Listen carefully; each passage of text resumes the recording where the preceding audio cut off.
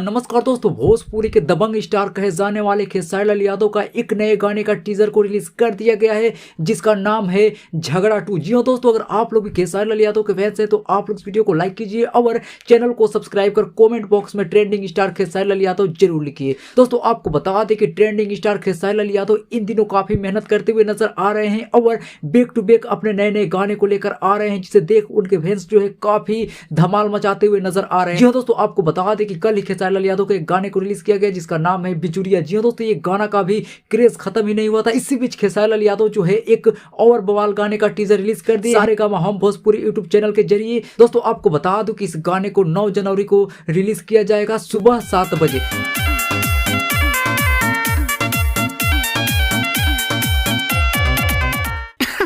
अरे पूरा